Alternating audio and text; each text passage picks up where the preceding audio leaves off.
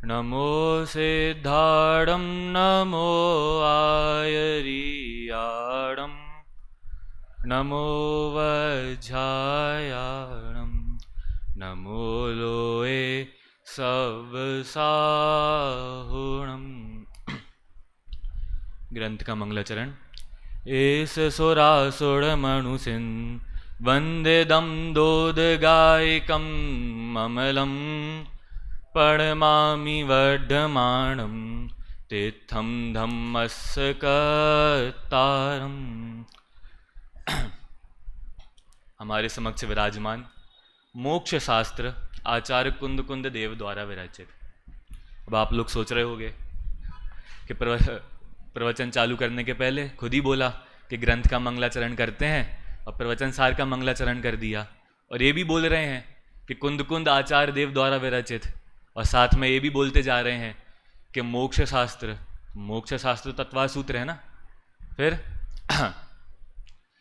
तो तत्वार्थ सूत्र को मोक्ष शास्त्र क्यों बोलते हैं?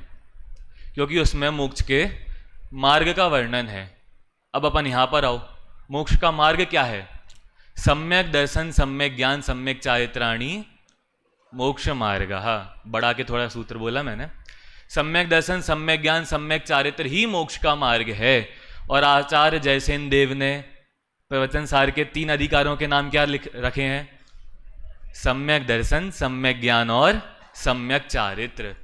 तो तीनों को अपने अंदर समाहित करने वाला ये महान ग्रंथ आज से 2000 वर्ष पूर्व यहाँ पर लिखा हमारे समक्ष प्रस्तुत हुआ था, जिससे 2000 वर्ष से लेकर अभी तक जीव राशि लाभ लेते हुए आ रही है।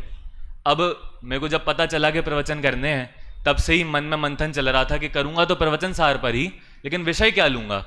तो पहले सोचा कि 200वीं गाथा के पहले यानी 199 और 200वीं गाथा लूंगा, लेकिन फिर कल पता चला ये तो भाई साहब ले रहे हैं।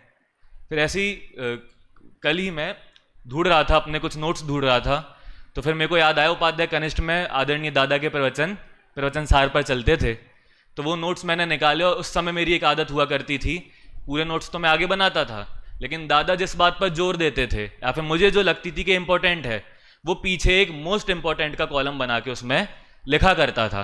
उसमें से 5 गाथाएं सबसे ऊपर लिखी हुई थी, क्योंकि चरणानुयुक्त सूचक चूलिका के प्रवचन सबसे पहले चले थे, तो वो 5 गाथाएं सबसे ऊपर लिखी हुई थी। और उन 5 गाथाओं के साथ लिखा गया था कि उस अधिकार की गाथाएं हैं। किस अधिकार की? कि जिसमें आचार्य देव लिखते हैं यदि इच्छति दुख परिमोक्षम, कि अगर दुख का नाश करना चाहते हो, और फिर आगे वर्णन करना चालू करते हैं। एक पॉइंट। दूसरा पॉइंट कि इस प्रवचन सार रूपी महल की शिखामणि के समान ये 5 गाथाएं हैं, या फिर कलश के समान ये 5 गाथाएं। कौन कह रहे हैं? आचार्य अमृत चंद्र देव। अभी तक समझ में आ गया होगा जिनने इन गाथाओं के बारे में पहले सुना होगा। पंचरत्न अधिकार जो अंतर अधिकार है चरणानुयोग सूचक चूलिका का, उस पर हम चर्चा करेंगे। सबसे पहले तो मैं आपसे प्रश्न पूछना चाहूंगा कि महल की शोभा उस शिखामणि से बढ़ती है या फिर शिखामणि की शोभा उस महल से बढ़ती है? क्या होता है? या बहुत ही सस्ता सा घर हो, लेकिन घर के ऊपर बहुत सुंदर मणि लगी हो, तो फिर क्या होगा? उल्टा लोग ये सोचेंगे कहीं से चुरा के लाया होगा तभी ऊपर लगा ली। और बहुत ही सुंदर महल हो, सोने का महल हो, और ऊपर पत्थर की शिखर जैसा कुछ बना, पत्थर की मणि जैसा कुछ लगा के रखा हो, तो इतने अच्छे महल की भी शोभा खराब हो जाती है। अब वैसे यहां पर देखिए आप, प्रवचन सार कैसा महिमावान ग्रंथ है, और उसके ऊपर पंचरत्न की जो गाथाएं हैं वो कैसी हैं, अब अपन उस पर चर्चा करेंगे। एक उदाहरण, जब भी मुझे ऐसी कोई गाथाएं मिलती हैं तो और प्रवचन करने का मौका मिलता है तो मैं जरूर देता हूं कि आप कभी आईएएस बनने की प्रैक्टिस कर रहे हो, यूपीएससी की तैयारी कर रहे हो, और करने की कोशिश करी लेकिन नहीं निकली, और फिर क्या करना पड़ा कि वो आईएएस है ना, उसकी ऑफिस के बाहर चपरासी बनना पड़ा। ठीक है, अब कोई आया और उसने आपके कान में एक मंत्र बता दिया कि बस ये कर लो और आईएएस बन जाओगे। तो वो मंत्र इन 4 गाथाओं में है, सिर्फ 5 गाथाओं में, सिर्फ 5 गाथाओं में वो मंत्र बता रहे हैं। आपने बहुत अच्छे से सुना होगा कि तत्व कितने होते हैं? 7। और मैं कहूं कितने होते हैं? देख के बोलो, कितने होते हैं? 4। अब 4 संख्या से आप समझ गए होंगे, संसार, संसार कारण, मोक्ष और मोक्ष के कारण तत्व। लगभग कुछ वैसी ही चर्चा, वो चर्चा नहीं, कुछ वैसी ही चर्चा यहां पर आई है। गाथा का पाठ करेंगे, 271वीं गाथा। जे अज दाग हे दत्था एदे तच्चत्तिणिच्चदा समये अच्यंत फल समृद्धम भमंति ते तो परम कालम। देखिए, एक तो आपको फिर से एक बात बता दूं कि आपको इस पंचरत्न गाथाओं में मिलेगा क्या क्या। तो आपको इसमें मिलेगा भाव नमस्कार किसे कहते हैं, सच्चा भाव नमस्कार किसे कहते हैं, एक तो ये चीज मिलेगी। फिर परावर्तन क्या है, दूसरी वो चीज मिलेगी। और पूरे प्रवचन सार में क्या बताया गया है, तीसरी ये चीज मिलेगी। सबसे पहले वो बता रहे हैं संसार तत्व का वर्णन। अब आप यहां पर आप एक चीज ध्यान दीजिएगा कि आचार्य अमृतचंद्र देव की जो शैली है वो आचार्य कुंद देव की शैली से कैसे मेल खाती है। सो मनीष जी भाई साहब ने भी बोला था कि आचार्य अमृतचंद्र देव कह रहे हैं, इसका मतलब ये समझो कि आचार्य कुंद देव ही कह रहे हों। इस गाथा में क्या कहना चाह रहे हैं कि भैया भमंती ते तो परम कालम, कि ते वो क्या करते हैं, भमंती भ्रमण करते हैं, कब तक, परम कालम बहुत उत्कृष्ट काल तक, जितना काल आप लगा सकते हो उतने काल तक वो क्या करते हैं, भ्रमण करते हैं। कौन भ्रमण करते हैं? समय। पहले मैं सोच के आया था कि समय की भी व्याख्या करूंगा, लेकिन अभी थोड़ा समय हमारे पास कम है। साधारणतया से समय क्या है, तो यहां पर 2 तरीके के समय लिए, जो यहाँ की 94 जो गाथा है उसमें बताई है, स्व समय और पर समय, वो यहां पर नहीं लिए हैं, लेकिन अपन थोड़ा उनको आगे घटित करेंगे। सामान्य अर्थ अगर हम देखें तो यहां पर 2 अर्थ लिए हैं, वो हैं द्रव्यलिंग और भावलिंग, या फिर कह लो समय का अर्थ लिया है जिन मार्ग। तो बोलते समय कि जिन मार्ग में भी हो, लेकिन फिर भी कैसा हो, अज दाग हिदत्ता, कि भैया अयथार्थ ग्राही हो, और उन अयथार्थ तत्व में क्या करता हो, एदे तच्चत्तिणिच्छदा, कि ये ही वास्तविक तत्व हैं, ऐसा निर्णय करता हो। अब ऐसे निर्णय से क्या होगा, तो पहले बताया क्या होगा, तो परम कालम भमंती, के वे परम यानी उत्कृष्ट काल तक भ्रमण करेंगे। अब समय लिखने की आवश्यकता क्या थी, क्योंकि चरणानुयुग सूचक चूलिका चल रही है, मुनिराज का जो प्रकरण चल रहा है, मुनि धर्म का प्रकरण चल रहा है, तो अब उसमें एक तरीके की भ्रांति को हटाने की बात आचार्य देव कर रहे हैं कि समय होगे तुम जिन मार्ग में, लेकिन वो तुम्हारा जिन मार्ग वास्तविक नहीं है। क्यों नहीं है वास्तविक? क्योंकि मात्र द्रव्यलिंग को पालन करने वाले तुम हो, भावलिंग को तुम नहीं मान रहे हो, भावलिंग तुम्हारे अंदर में नहीं है। इस कारण से होगे तुम जिन मार्ग में, लेकिन फिर भी क्या होगा, तुम्हारा अनंत काल तक तुम्हारा भ्रमण चलता ही रहेगा। और फिर उसको क्या बोल रहे हैं, टीका का पाठ नहीं करेंगे, सीधे अपन सामान्य जो बात टीका में कही है वो जानते हैं कि क्या होगा, कि तुम परमार्थ सामान्य को धारण ना कर पाने से कैसे रह जाओगे, संसार तत्व रह जाओगे। क्या रह जाओगे? संसार तत्व। अब सबसे पहले मैंने आपको एक चीज नोटिस करने बोली थी, क्या नोटिस करने, कि आचार्य अमृतचंद्र देव की और आचार्य कुंद देव की क्या समानताएं हैं। तो पिछली बार अपना नियम सार जी का शिविर चला था, आप सभी उपस्थित थे ही, तो आपने जो उसके अधिकार होंगे उसमें देखा होगा। तीसरे अधिकार से आचार्य देव जब लिखना चालू करते हैं तो वे मुनिराज ही प्रतिक्रमण है, वे मुनिराज ही ध्यान है, वे मुनिराज ही मोक्ष हैं, वे मुनिराज ही निर्जरा हैं, ऐसे वर्णन करते हैं। और आचार्य अमृतचंद्र देव भी कैसे वर्णन कर रहे हैं कि भवांतर रूप परावर्तनों के कारण वे द्रव्यलिंगी मुनिराज ही कौन है, वे द्रव्यलिंगी मुनिराज ही संसार तत्व हैं। कौन है? संसार तत्व हैं। अब देखो यहां पर हेतु दिया, क्या हेतु दिया, भवांतर रूप परावर्तनों से अनवसित वृत्ति वाले, कि उनका परावर्तन कैसा चलता रहेगा। नीचे आप जब दादा का जो अनुशीलन है आप उसमें पढ़ोगे तो अभी मुनिलिंग धारण करे हुए हैं, अगले भव में मानो कसाई बन जाएं, उसके अगले भव में मानो फिर से मुनिलिंग धारण कर लें, और उसके अगले भव में निगोद चले जाएं, ऐसा भी हो सकता है। तो उनका भवांतर चलता ही रहेगा, चलता ही रहेगा। और ये चलते रहने के कारण कैसे हो आप? संसार तत्व हो, सीधे संसार तत्व की संज्ञा दे दी। अब फिर से आप ध्यान में लेकर चलना कि यहां तो आचार्य देव मुनिराज की बात कर रहे हैं अकेले, हमको इस बात को खुद पर भी लगाना है। कैसे? अगली गाथा में हम देखेंगे। संसार तत्व का वर्णन यहां पर खत्म होता है।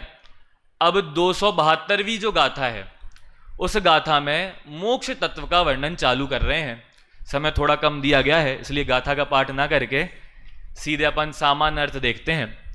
अजदाचार विजुत्तो, के पीछे अयथार्थ चारित्र से युक्त थे, अब कैसे हैं? अयथार्थ चारित्र से युक्त नहीं हैं। और कैसे हैं? यथार्थ पद निश्चिता, कि उनको क्या है कि जो जिनवाणी के पद है ना, उन जिनवाणी के पदों का यथार्थ निर्णय है। और कैसे हैं? प्रशांत आत्मा, प्रशांत हैं, बहुत शांत हैं। और कैसे हैं? अफले चरम न जीवदी, यह सो सब पुण्य सामन्नो, कि उनमें संपूर्ण सामान्य है। तो फिर संपूर्ण सामान्य, संपूर्ण मुनि धर्म है, तो ऐसा भी होता होगा कि आधा इनमें आधा इनमें, आधा आधा भी हो जाता होगा। नहीं होता? होता है कि नहीं? नहीं होता। फिर यहां पे संपूर्ण सामान्य क्यों बोल रहे हैं? क्योंकि पहले जो द्रव्यलिंग की बात करके आए ना, कि मात्र आप में द्रव्यलिंग था, इसलिए आप कौन हो? संसार तत्व हो। अब यहां पर मोक्ष तत्व की बात कर रहे हैं, तो कौन है वो मोक्ष तत्व? जिनमें संपूर्ण श्रामण्य है। संपूर्ण श्रामण्य यानी जिनमें द्रव्यलिंग के साथ साथ भावलिंग भी है। अब ये संपूर्ण सामान्य शब्द जो है ना, बहुत बड़े अर्थ को अपने अंदर गर्भित करता है और बहुत बड़ी भ्रांति को तोड़ता है। क्या होता है कि हम लोगों में कभी कभार ऐसी मान्यता आ जाती है कि द्रव्यलिंग तो कैसा है? खराबी है। उत्कृष्ट लिंग कौन सा है? कौन सा है? कौन सा है? भावलिंग। फिर से प्रश्न कि क्या वो भावलिंग द्रव्यलिंग के बिना हो सकता है? क्या हो सकता है? क्या फर्स्ट ईयर के कितने विद्यार्थी बैठे यहां पर?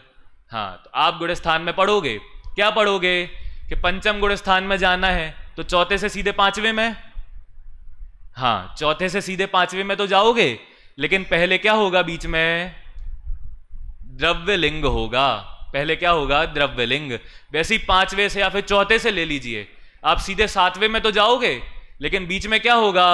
पहले आप द्रव्यलिंग को धारण करोगे, पहले आप व्रतों को धारण करोगे, इन सब चीजों को धारण करोगे। इसलिए बिना द्रव्यलिंग के भावलिंग हो सकता है? क्या नहीं हो सकता। इसलिए आप संपूर्ण श्रामण्य से युक्त हो। ऐसे युक्त होने के कारण आप कैसे हो? अफले चरमणा जीवदी, आप अफल हो। लो, अब तो बेइज्जती कर दी। कैसे हो आप? अफल हो, कि आपसे कोई फल ही नहीं है, तो बेइज्जती करी है क्या? नहीं। कैसे कर सकते हैं? अफल हो मतलब अब आपको फल नहीं मिलेगा। किसका फल नहीं मिलेगा? कर्मों का फल नहीं मिलेगा। कर्मों का फल ना मिलने के कारण, क्यों नहीं मिलेगा कर्मों का फल? क्योंकि आप में संपूर्ण श्रामण्य है, आप में भावलिंग है, और भावलिंग होने के कारण आपको कर्म बंध नहीं होगा, और कर्म बंध नहीं होने के कारण आपको उनका फल नहीं मिलेगा। और उनका फल नहीं मिलने के कारण क्या होगा? चिरमणा जीवदी, कि आप चिरकाल तक इस संसार में भ्रमण नहीं करोगे। इसलिए आप कौन हो? कौन हो? मोक्ष तत्व हो। अब नीचे मैंने आपसे बोला था ना कि इन 5 गाथाओं में आपको क्या क्या देखने मिलेगा? तो परावर्तन देखने मिलेगा, सही तरीके से नमस्कार कैसे करते हैं वो देखने मिलेगा। तो अब इस गाथा में हमें परावर्तन देखने मिल रहा है। देखिए क्या कह रहे हैं कि आप मोक्ष तत्व हो। क्यों हो आप मोक्ष तत्व? दोनों टीकाओं को मिला के बात करेंगे, अमृतचंद्र आचार्य की भी और जयसेन आचार्य की भी, कि भाव रूप परावर्तन के अभाव के कारण शुद्ध भाव में, शुद्ध स्वभाव में अवस्थित रहते हो। फिर जयसेन आचार्य की टीका पर आओ कि उस मोक्ष तत्व से अभेद नए से अगर हम देखें तो आप स्वयं मोक्ष तत्व हो। क्या हेतु दिया पीछे? क्या हेतु दिया? भाव रूप परावर्तन के अभाव के कारण। भाव परावर्तन क्या होता है, तो अगर मैं भाव परावर्तन आपको बताने लग गया तो फिर कम से कम नहीं तो एक क्लास तो लगेगी, क्योंकि हमें भी एक क्लास लगी थी उसको समझने के लिए। ठीक है, साधारण तरीके से बता देता हूं। 4 स्थान होते हैं, योग स्थान, उसके बाद अनुभाग स्थान, कषाय अध्यवसाय स्थान और स्थिति स्थान। अब कितना बड़ा होता है आप आगे खुद पढ़ सकते हैं उसको, सर्वार्थ सिद्धि के दूसरे अध्याय में वो आपको देखने मिल जाएगा अच्छे से। सामान्य तरीके से मैं आपको बता दूं तो 5 परावर्तन होते हैं, द्रव्य, क्षेत्र, काल, भव और भाव परावर्तन।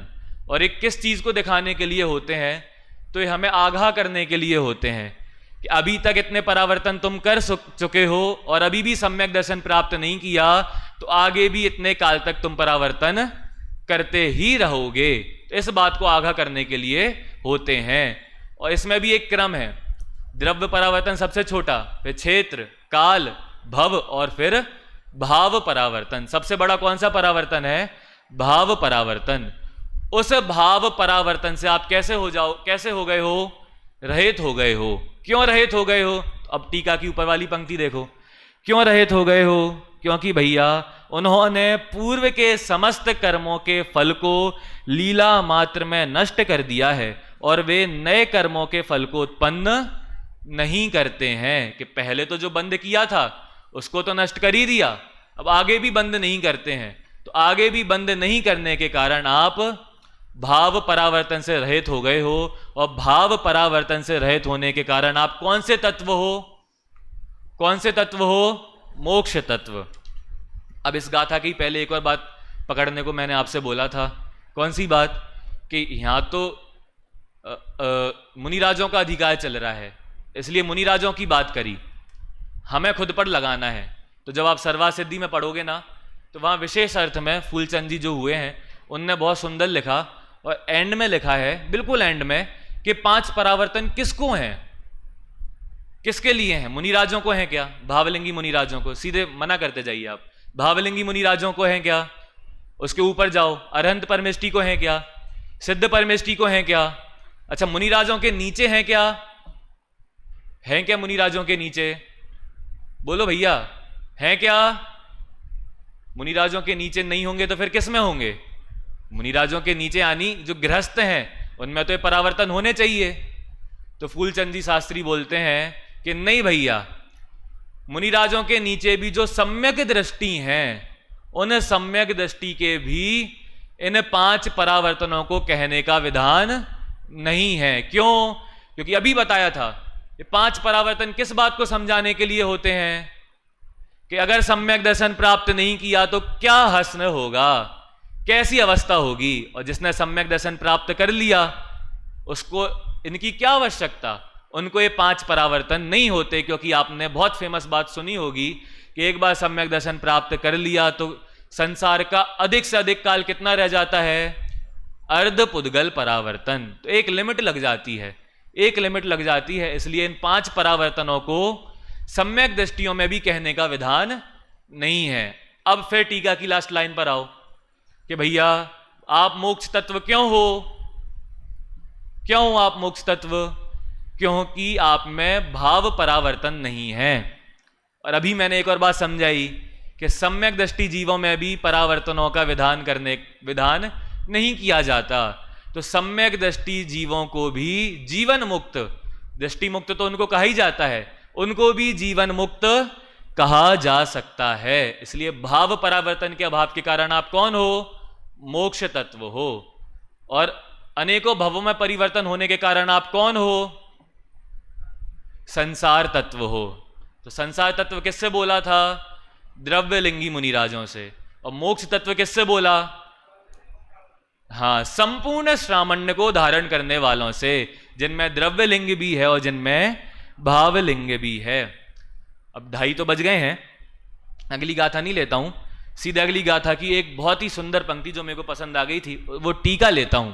सामान्य अर्थ में बता देता हूं कि शुद्ध स्वरूप है, वो शुद्ध स्वरूप, यानी शुद्ध स्वरूप से वो सिद्धों वाला शुद्ध स्वरूप नहीं लेना, शुद्ध भाव को जो धारण करते हैं। तो शुद्ध भाव में कौन रहते हैं? कौन रहते हैं? भावलिंगी मुनिराज। तो मुनिराज शुद्ध भाव में रहते हैं। तो अब जो शुद्ध भाव को धारण करते हैं ऐसे मुनिराज स्वयं मोक्ष के कारण तत्व हैं। क्यों भैया, अभी मोक्ष तत्व बोला, अब मोक्ष के कारण तत्व बोल रहे हो, तो शुद्ध मोक्ष का कारण क्या है? पुरुषासिद्ध्योपाय में आपने पढ़ा होगा कि मोक्ष का एकमात्र कारण शुद्धोपयोग और स्वर्ग का एकमात्र कारण, हाँ, तो मोक्ष का एकमात्र कारण कौन है? कौन है? और उस शुद्धोपयोग के धारी कौन है? प्रकरण से देखें हम तो कौन है? भावलिंगी, भावलिंगी मुनिराज। इस कारण भावलिंगी मुनिराजों को भी मोक्ष का साधन तत्व कह दिया। अब टीका में और गाथा में भी उन मुनिराजों को और उस शुद्ध भाव को, उन दोनों को नमस्कार किया है। तो अब टीका में नमस्कार कैसे किया? मैंने पहले आपको बताया था कि इस 5 गाथाओं में आपको यह भी समझ में आ जाएगा कि नमस्कार कैसे करते हैं, है ना।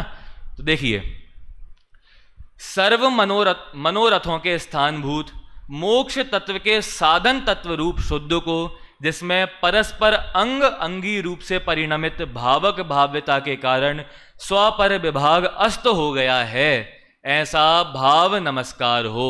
समझ में तो नहीं आ गया?